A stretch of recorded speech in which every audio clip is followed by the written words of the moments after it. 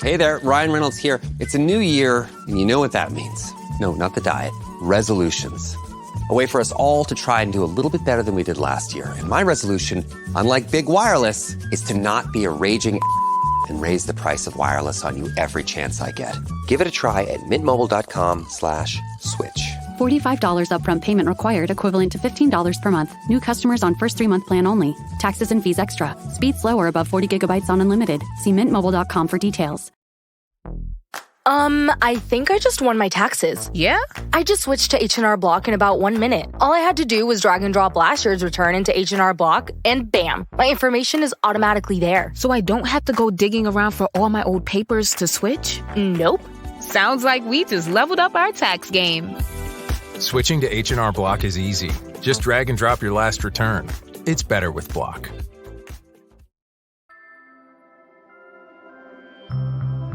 Hello, hello. Welcome back to Peak Northwest, an outdoors and travel podcast by the Oregonian and Oregon Live, dedicated to the adventure and exploration of our beautiful Pacific Northwest. I'm Jamie Hale. And I'm Kiara Profena. Together, we take you on some of the most beautiful and interesting destinations in our region, discussing where to go, what to do, and places to see. And today, we're talking about one of Oregon's favorite winter pastimes, snowboarding at Mount Hood.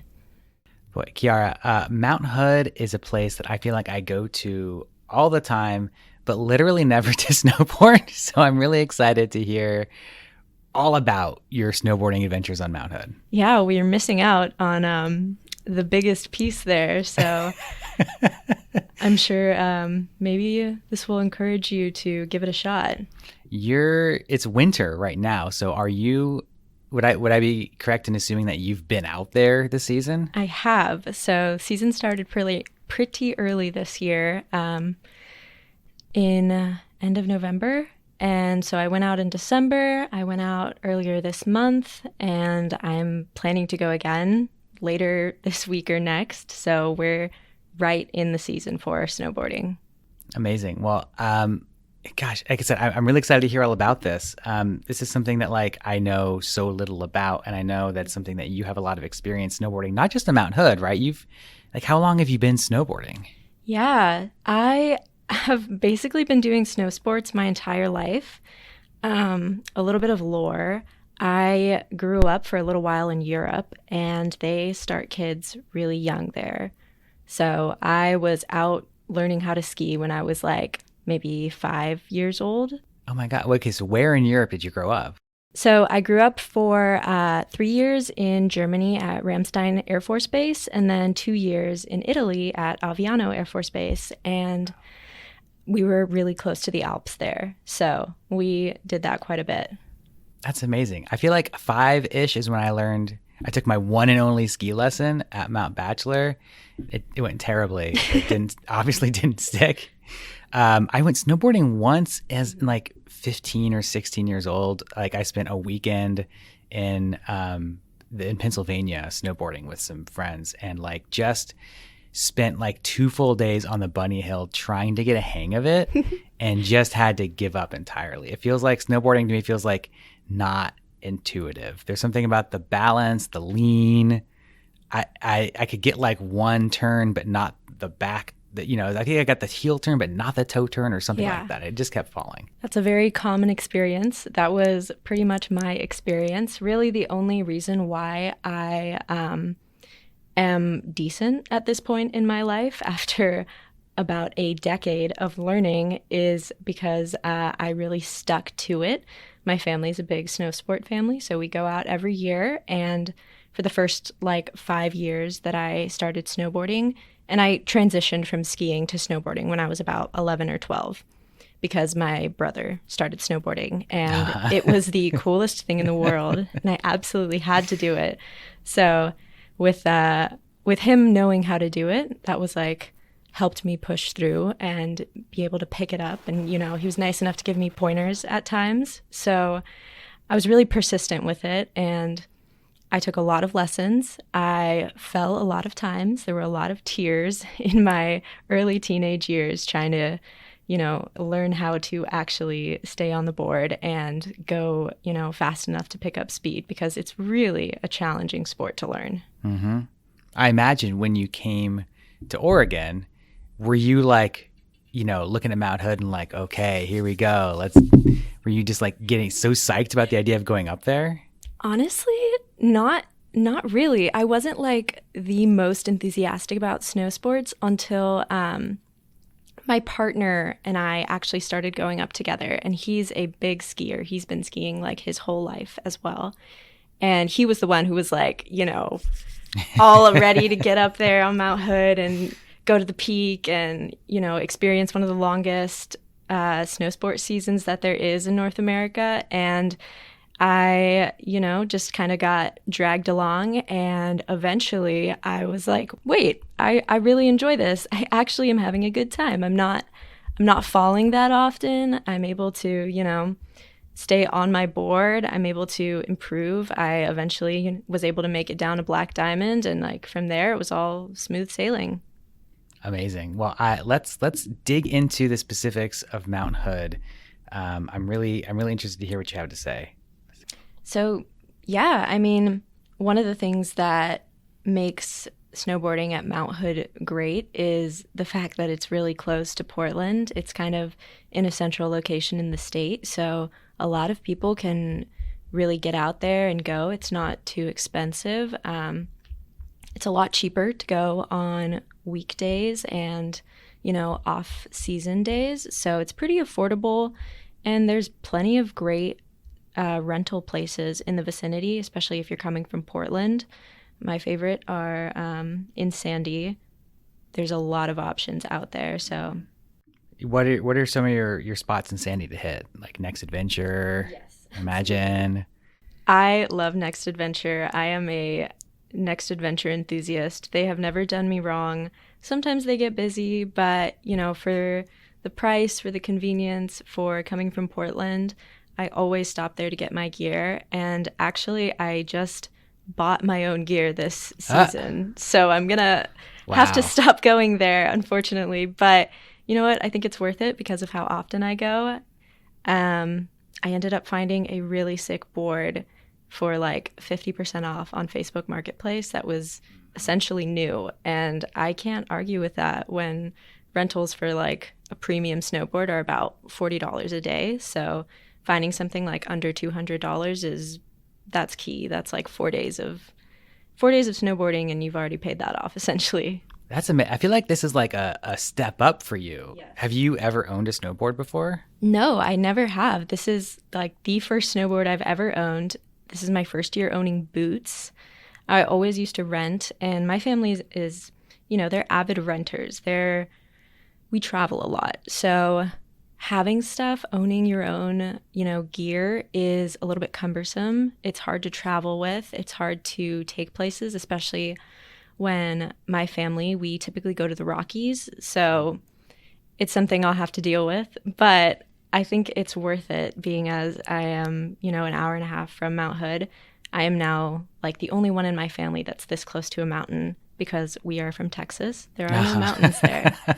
So I get it. It doesn't make sense to own gear, but for me it does now. I feel like gear, I would imagine, is sort of like first step is like, how am I going to get this stuff to go up to the mountain? So like once you have your gear, you're going up to Mount Hood. Is it then a matter of like, where am I going? Yeah. So there's a couple different resorts, and there's actually like 3 larger ski and snowboard resorts on Mount Hood. You've got Mount Hood Meadows, Timberline, and Ski Bowl. I've actually been to Meadows and Timberline, and those are both great. Those are definitely the most popular too. And they both have their pros and cons. I typically go to Mount Hood Meadows. That's the one I've been recently going to the most because my partner has a season pass there. So we've been practicing there a lot more. They have a lot more of a wide array of terrain and a lot more, terrain park space and a lot more blues and blacks, I would say. But it's also a great place to learn. They've got the bunny slopes, a lot of good instructors there. So Timberline, on the other hand, they've got, that great lodge. everybody loves the Timberline Lodge. So good. And they have a lot of blues. So I think there's, you got to figure out what's best for you, what makes the most sense, but they're both great places to learn. Maybe Timberline is a little bit better if you're just starting out. It's a little smaller, there's a little less populated, be a little bit easier to find your footing there. And excuse my ignorance about this. We've got blues, blacks. We're talking with the difficulty of the runs. I know Yes. there's also shapes involved in this. Yeah, so the big three to know are green, blue, and black. And greens are going to be the easiest. They're going to be very flat, wide. You're going to see a lot of kids going down greens. They are easiest way down, and they're typically marked by a green circle. Blues are, medium, and this is where I'm most comfortable. They're a little bit steeper. They might have, some grooves, some moguls, which are like little bumps in the snow. Those are a blue square. And then the most difficult are the black diamonds, and those are going to be your super duper steep, full of like obstacles, little, the snow is not going to be flat. It's not going to be groomed. It's a lot more difficult to get down. And those are like your expert runs. And they've got a lot more in between and after. There's things like double, triple black diamonds. Ooh, okay. Yeah, we're not there yet. But those are, those are for the crazy people out there who are like, I want to go down 60 miles per hour, like dive bomb into the snow at the bottom, and that's a really extreme level to be at, but it's something to strive for if you're really an adrenaline junkie. I'm sure. Well, so we've talked about Meadows and Timberline. What do you know about Ski Bowl? Ski Bowl is a little bit smaller. I actually haven't been there, so I can't tell you too much about it, but I've heard good things about it. I'm definitely interested in trying it out. But I think if you're looking to, improve, expand your terrain, get a good area of land that you can traverse, I would definitely hit one of the bigger resorts. Ski Bowl's a little bit smaller. So if you're somebody who can like scale an entire chunk of the mountain in an afternoon, you're going to want to go somewhere that's got a little more terrain, more runs, and more lifts. And there's a couple other spots in Mount Hood, aren't there? Yeah, so there's actually 5 as far as I'm aware. There's a cross-country skiing resort called Nordic Center, I believe, and that is just cross-country skiing, so I don't typically, do that as a snowboarder, but great for cross-country skiers. And then Cooper Spur is like this really small, family-owned little ski resort. It's tiny. It's got just a couple runs and a couple lifts. But, if you've got littles, I'm sure there is a big draw to that place. I'm sure it's a great place to learn and a great place to, kind of be in your little secluded area. There's also Summit Pass, right? The Timberline-owned kind of like, there's no lifts up there. As I understand it, Summit Pass, and it's kind of like you got a tubing hill, and it seems like really sort of beginner oriented. There's no lifts. It's just, I think, like a big hill, just off 26, right there at Government Camp. I believe the idea is to eventually connect Summit with like the rest of Timberline. They've been talking about like a gondola for years. I'll believe it when I see it. It's one of those projects.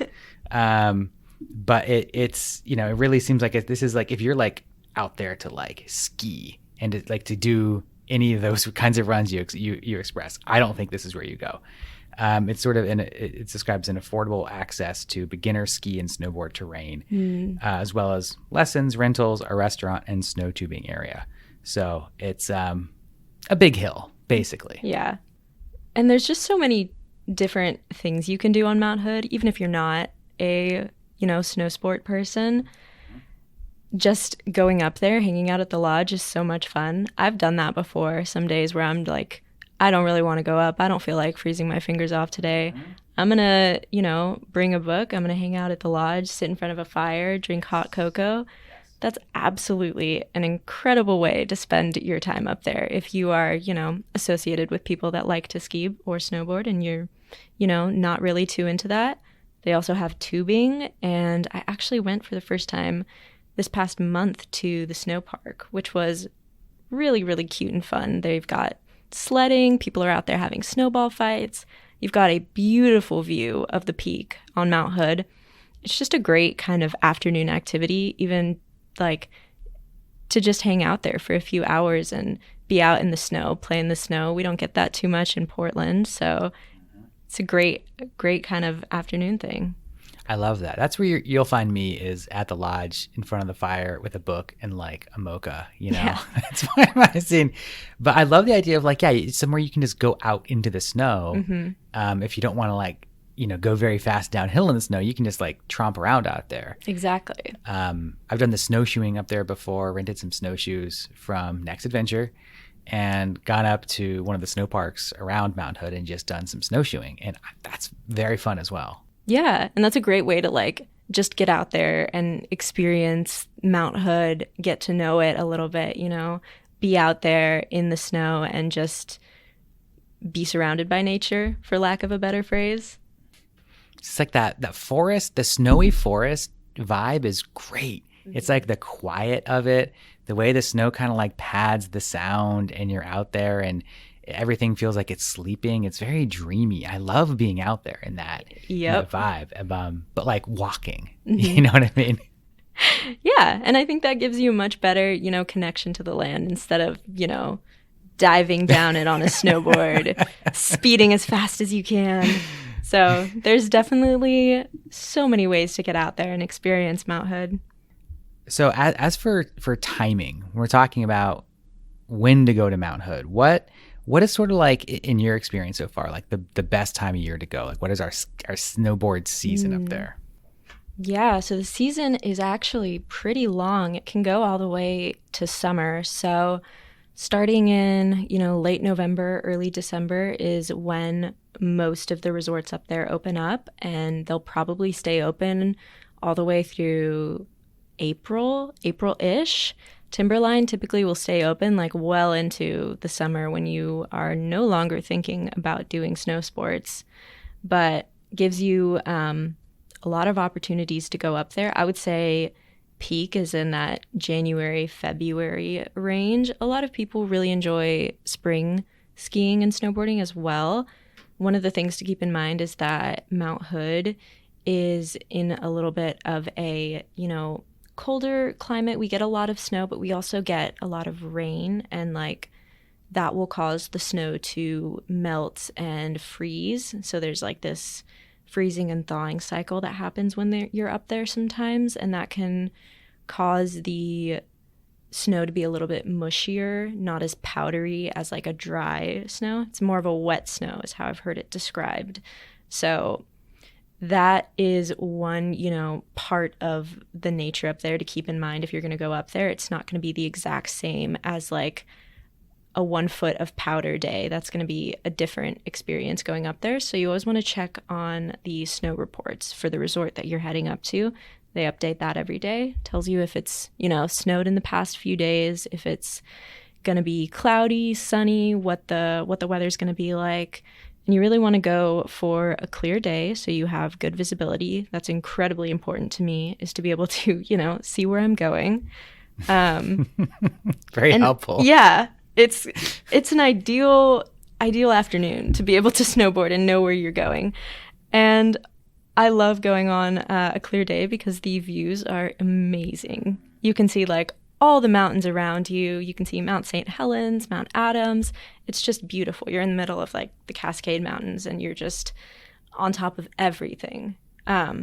So an incredible time to be up there when it's, clear skies. And I look for, recent snow. So I love going in powder days. That's like the best for me because if I fall, I have, a couple inches to a foot of padding there, and I do fall. So I I like to go on those days. I like to traverse the snow when it's a little bit more powdery. So that's what I would recommend for people, you know, maybe not learning. Learning, it might be best to go on more of a groomed day where everything's, you know, a little bit more settled.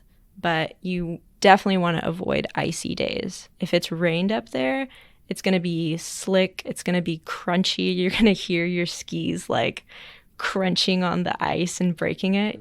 Yeah, you're not going to have control when you're turning, or, you know, some people might enjoy that. That's not for me. That's incredibly challenging to, you know, control yourself when you're on icy snow. I feel like hearing this stuff, as someone who doesn't ski or snowboard and has sort of like, you know, a fear of the idea of doing this, it sounds terrifying. But I'm sure there's like a lot of safety involved. Like, as someone who has a lot of experience doing this, like what are your like safety checks that you go through in your head? Yes, absolutely. I mean, big thing is your gear. You want to make sure you're using good gear. And your clothes, you know, there's a lot of pieces that go into creating your outfit, but you want to have your ski jacket, your ski pants, everything, you know, insulated. You want to have a bunch of warm stuff on. Some people, you know, have hand warmers. You want to have your gloves, waterproof. And then the most important safety tip, always ride with a helmet. You're just asking, you know, you're asking for it if you're not wearing a helmet. Even, I've been doing this my whole life. My whole family's been doing this their whole lives. We always go out in a helmet. That's like the most important thing. You never know when you're going to face plant and be in a position where you're going to be so thankful that you're wearing a helmet. Even as an expert, it happens. Also, really listen to your body. Snowboarding and skiing, those are, for most people, you know, you're using a different part of your body. You're using different muscles than you do on a regular day-to-day basis. Particularly in snowboarding, you're using your core a lot. Every single time I go snowboarding, the days after, I am like sore in my abs for like a week. It's like an immense amount of, you know, muscle and strength that you're using to keep yourself up. So listening to your body, taking a break and not going so hard. You can also, you know, prep if you want to by training a little bit, strength training, your thighs and your core. Those are like going to be particularly important to staying upright and being able to have that stamina to keep going for, you know, a full 9 a.m. to 4 p.m. day. Oof, boy, the 9 to 4 using like your core and the cardio sounds exhausting. I mean, there are breaks. You get to the bottom, you know, drink some hot cocoa, you have lunch, you go up those lifts. The lifts take a while, so you're getting break time in between, but you really want to, you know, make sure you're actually, you know, taking a solid break between a couple runs. You don't want to just be going up and down the entire day, because that's going to really, you know, tire you out. It's going to mess with your control. It's going to really, you know, you don't want to do too much. How many runs do you do like in a given day? Ooh, it's a good question. You know, I would say, thinking about like a really busy morning from like open to lunch, I maybe get through like somewhere between 5 and 10 runs, depending. Wow. And each run is different because you're kind of exploring the mountain. You're not just going from the bottom to the top and going down. You're going from the bottom to the middle and going down, then going from, you know, the other base to the very top, and then from the summit you're going all the way down to this other area, or you're practicing at the terrain park for a little bit. So it's not like cut and dry, one run takes X amount of time. It's really a self-guided kind of experience. That makes sense. That makes sense to me. I like the idea of you're exploring the mountain. Yes. I imagine that's through different runs, but then also on individual runs, you kind of can explore different areas of that. Yes. Mm-hmm. There's a lot of ways to get down. I mean, if you just look at the map, it's like one way to get a good idea of where you're going. Always be prepared and have like a plan, because I've gotten lost so many times. So you always want to be like, okay, we're going to go down this blue run, it's going to intersect here. We're going to take this green down all the way. You want to know the names of what you're doing and be aware of where you're going, because there's a lot of ways to get lost. You can take one wrong turn and end up on an entire different side of the mountain than you thought you were on. Oh gosh, I feel like, navigating trail systems is one thing, but not doing that like in the snow on a snowboard. That seems like a whole other thing. There's a lot of signs, so they're pretty brightly colored. They pop out against the snowy background, so it is easy to get lost, but the mountain tries its best to point you in the right direction. That's great. Well, I'm curious, as someone who has skied all over the place in different places, you said the Rockies, you mentioned growing up skiing in the Alps. How does Mount Hood compare to those other places? Yes. Yeah, it's definitely got its similarities and differences. I would say one of the big things is the weather, like I was talking about earlier. Mount Hood has more of a wet snow, and it's definitely a bit icier and mushier at times. What I've experienced in the Rockies, where I've, probably been snowboarding the most in my life, is those like really, really dry powder days. That's a totally different experience than going to Mount Hood, where you don't get like 2 feet of powder very often, although that does happen. Also, in the Rockies, you're in the middle of this mountain range. You could be at a resort that spans, 3 to 4 mountain peaks. They're massive. Yeah. I've got a trip coming up this February to Breckenridge. Breckenridge is huge. It's enormous. I've looked at the maps. It's like 5 mountain peaks.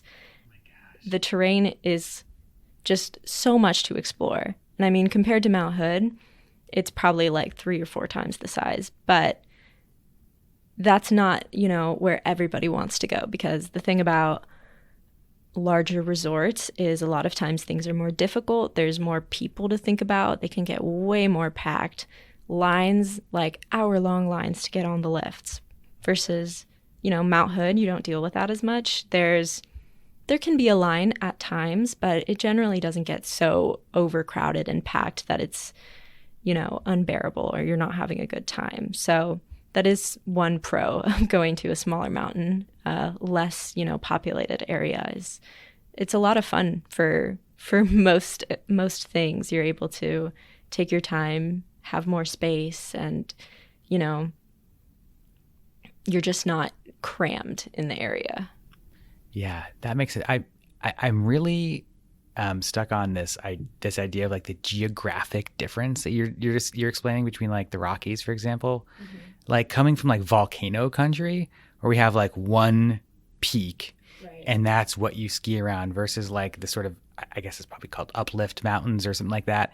You have all these sort of multiple peaks. It seems like just different kind of mountain. That's like, we shouldn't even use the word mountain for both of these forms, right?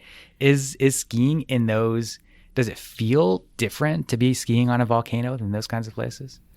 I can't say that it feels much different. I mean, I'm sure there are some physical, like, consequences of being in those different spaces. I mean, going to the Rockies, a lot of times your elevation is going to be way higher. And having a much higher elevation, that will impact your stamina. It's going to impact, like, your breathing. It's going to make it a lot more tiring to be, doing an extreme sport at, like, a much, much higher elevation than if you were to be just running at ground level. That makes sense. Even just like going to Denver. I spent New Year's Eve in Denver, and like a couple of friends got the altitude sickness. Yep. And I was like, you got to keep drinking water just to stay just to hang out on the couch. We were like chugging water and trying to stay hydrated. Yeah, that's a big thing. Whenever we go up to the mountains, we have to chug water the entire time. Usually my family drives from Texas to New Mexico, actually. For most of my life, that's what we would do. It's a 13-hour drive, and we would be chugging water the whole time when we were driving up the mountain, just to kind of try to avoid it as much as you can, because it really blows when you're feeling sick and you're wanting to go out there and, hit the slopes. Gosh, yeah. Oof. So New Mexico, that's where you kind of got into the Rockies? Yes. Okay. Yeah. So my family, we do, annual trips to this little small town called Angel Fire in New Mexico. It's about an hour away from Taos. And there's this really, really small little family resort. There's a lot of cabins over there. It's in the middle of a very beautiful, beautiful area, but it's a pretty small resort to learn on. Great for like getting your bearings and having, cheap lessons, cheap lift tickets. But we would also end up driving out to Taos maybe one day during that trip to kind of get a feel of a larger resort too. So that's mostly where I grew up snowboarding, where I learned basically how to snowboard for a decade was in New Mexico and in Angel Fire in Taos. So I have very good memories there. I love going back there. We, try to make it an annual thing, but it's very different from Mount Hood. It's a different feel, particularly. I imagine. Yeah. Well, then tell me about the Alps then. Like, that's got to be a different feel completely. I mean, Europe's like an entire different universe.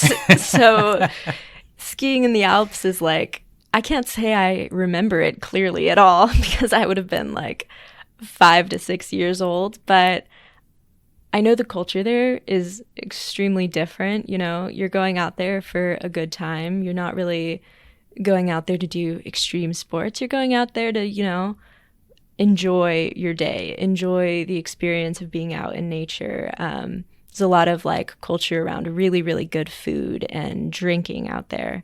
And, we have something similar here, but I would say it's this whole other experience. And it's a lot more normalized in Europe, in certain, regions for sure, that you take your kids and you go skiing for a couple days. It's a lot more affordable over there as well to get a lift ticket. Here it's, hundreds of dollars for lift tickets at some of the bigger resorts. There you can do it for much, much cheaper. But, con is having to actually get there. Yeah. Yeah. I that's the thing. Mm-hmm. Getting on a plane, getting over there. That's always what stops me from doing more European travel. And especially being on this side of the country. It's like, it's hard. It's a whole thing. It's a far, far trip. Yeah. But that's one of the things that my family's been talking about. Like, it might even be more affordable to go all the way to Europe for a week and ski there instead of going to Colorado because of the extreme price differences and how, it's gotten way more expensive over here, and especially in Breckenridge or Winter Park or Vail, where lift tickets are like upwards of $200 a day. Oh my God. So it might be worth it for some people, especially for the, experience of going abroad, doing other things. It's definitely one avenue you can go. Wow. Oh. Well, okay. So I know you said that you've already been up to Mount Hood a few times this year. What does the rest of your ski season look like? Yeah, it's a good question. I kind of play it by ear. I don't have major plans, My partner has a season pass, so we tend to go up, every few weeks to a couple times a month, and just as it works out with our schedules. We both have kind of weird schedules where we end up working some weekends, and he works nights as a nurse, so it's always interesting finding a day that we can both go, but we always try to go on weekdays because that's when the tickets are super duper cheap. So we'll definitely try to find a couple more weekdays between now and, end of season to get up there. That sounds good, man. I can't wait to hear more about how it goes for you. So, okay, to wrap things up here, if somebody hypothetically wanted to get into snowboarding, hypothetically. Not you, right? Not me. Of course not. How do you get started? What do you think are the first steps to walk down that path? Yeah, I mean, I would recommend renting gear, not just jumping in and buying it. You don't know if you're going to enjoy this sport, so rent some gear, and definitely, if you're able, get a lesson from a professional, because I have had friends try to teach friends, and it has all, blown up in their faces. And it can be very, very frustrating to teach someone how to do that, how to snowboard or ski. So if you can, splurge for one of those like half-day lessons and, get a professional to teach you the basics. It's going to be a very different experience than what you're used to, footing-wise, for skiing, learning how to slow down, how to pizza, for snowboarding. It's, there's a big learning curve, learning how to switch from heel side to toe side, from facing the mountain to facing away from the mountain. Being able to rotate on the board is really difficult to teach somebody. So it's going to take some time, but if you are committed to it, keep at it. It took me a while to get comfortable going down blues. So it's really something you got to be committed to. It's something you got to do a couple times per season at least. And keep trying, keep giving it your all. You're going to fall. You might cry. I did. But that, makes you a better snowboarder in the end. Words of wisdom for snowboarding and for life. Yeah. Applicable to a lot. Well, that's great. Well, thanks for taking us on this journey, Kiara. But folks, that will do it for us for today. Until next time, you can watch our videos on the Oregonians YouTube channel and view all of our travel and outdoors coverage on OregonLive.com/travel, as well as HereIsOregon.com. Please leave us a rating or review if you enjoy the show. And if you want to support this podcast, as well as our local journalism, please consider a subscription to Oregon Live. You can find details at OregonLive.com/pod support. Also, if you're a fan of the show and you're interested in potentially sponsoring it, you can also get in touch with our marketing people at advertise@Oregonian.com. This episode of the show was produced by me alongside Jamie Hale and Vicky Connor. Stay safe and happy travels, everyone. Until next time, we leave you with this 10 seconds of Zen.